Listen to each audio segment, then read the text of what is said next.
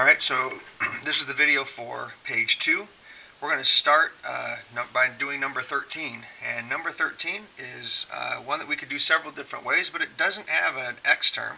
It does have an x squared term. So it looks like the easiest way to do this one would be to use square roots. We're just solving this. So I'm going to subtract 4. I'd have 9x squared equals negative 4. Then I'm going to divide by 9, so x squared equals negative 4 ninths. Then I'm going to take the square root of both sides. So I'm going to have to remember that this is going to be x equals plus or minus because I took the square root there. And when I take the square root, I have to include both the positive and the negative roots. But the square root of the top, the square root of negative 4 is going to be 2i. And the square root of the bottom, the square root of 9, well, that's just 3. So x equals plus or minus 2i over 3. Number 14, we're going to solve this absolute value equation. And so I'm going to go 3x plus 1 could really equal 7. But the 3x plus 1 could also be negative 7 because the absolute value of negative 7 is also 7. So I'm going to solve both of these equations. The first one, I'm going to subtract 1 from both sides. So that's going to be 6. And if I divide by 3, x is 2. Then the next one, I'm going to subtract 1 from both sides. So I'll have 3x equals negative 8. If I divide by 3, it's going to be negative 8 thirds. There's not going to be a possibility that any of these are extraneous because there is no x over here. They're both going to be equal to positive 7. So both of those are going to be actual solutions. Let's take a look at number 15. I'm going to get rid of the parentheses first by distributing the 6 here. This is going to be 6x minus 0.8 times 6 is going to be minus 4.8. Then I'm going to distribute the negative 2, or 0.2. Negative 0.2 times 5 is negative 1x. And negative 0.2 times negative 4 is going to be positive 0.8, and that equals 4. So combining like terms, 6x minus x is 5x. Negative 4.8 and a positive 8 is negative 4, and that equals 4. So 5x, if I add 4 to both sides, is going to equal 8. And then if I divide by 5, x is negative 8 fifths. Take a look at number 16. It says write an objective function. Well, the first thing is my objective is to maximize my profit. And so what I want to do is make a profit on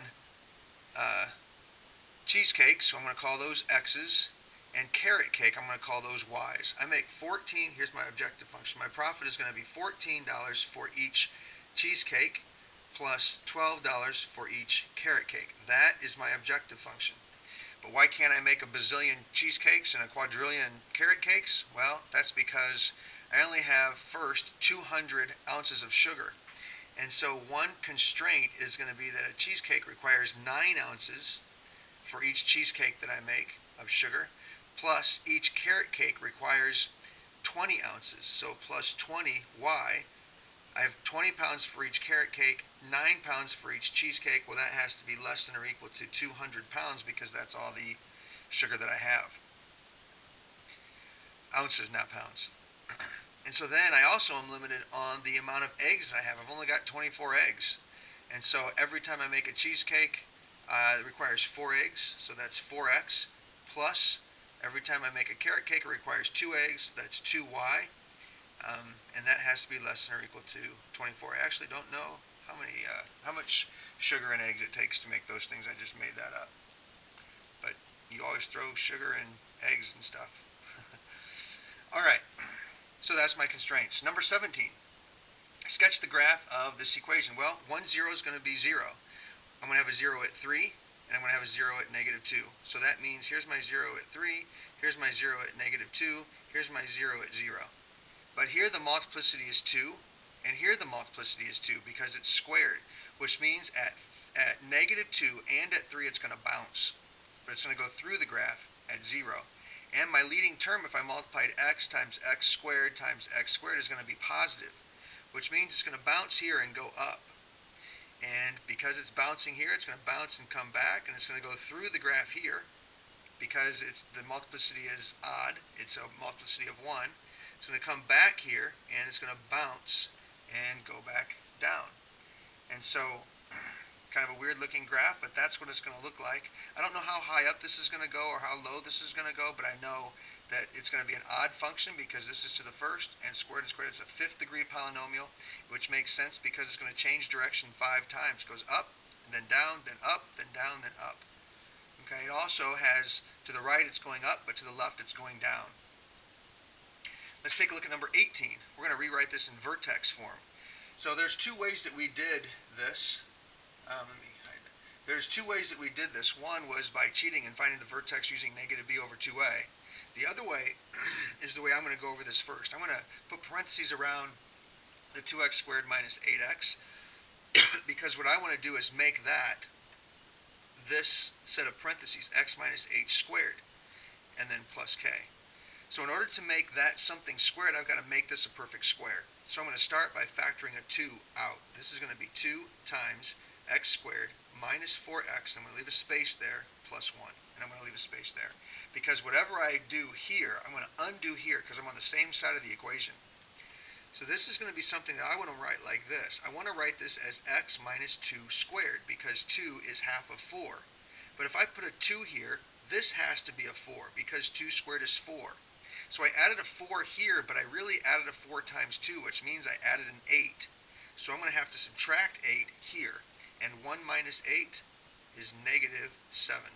That's not an equal sign, that's negative 7. So my equation is y equals 2 times x minus 2 squared minus 7. Let's take a look at number 19. It says find all the solutions for the following polynomial. Well, there's a really good way to get started. One thing that I could do if I didn't have my calculator, I could test plus or minus 9, plus or minus 3, and plus or minus 1.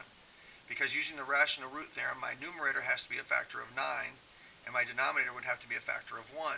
But if I want to find it, probably the easy, and I could find that by using synthetic division until I get a remainder of 0. But what I'm going to do is go to my calculator, and I'm going to type this equation into my calculator. This is going to be x to the third power minus x squared plus 9x and then minus 9. And I'm going to make my window back to what it's supposed to be, which is negative 10, 10, and negative 10, and 10. And so now when I graph this, I'm hoping that one of these is my actual solution. It looks like 1 is a solution here. And so it looks like it also only goes through at one time. It looks like there's only going to be one real solution. And it looks like that one solution is 1. So here I'm going to use synthetic division. This is 1x to the third minus 1x squared plus 9x minus 9. If it is the solution, I know that's going to be a 0. Let's just check this out. This is 1 times 1 is 1. Negative 1 plus 1 is 0. Times 1 is 0. 9 plus 0 is 9. Times 1 is 9. And negative 9 plus 9 is 0. Which means this would factor into x minus 1, that's this factor, times x squared minus 9.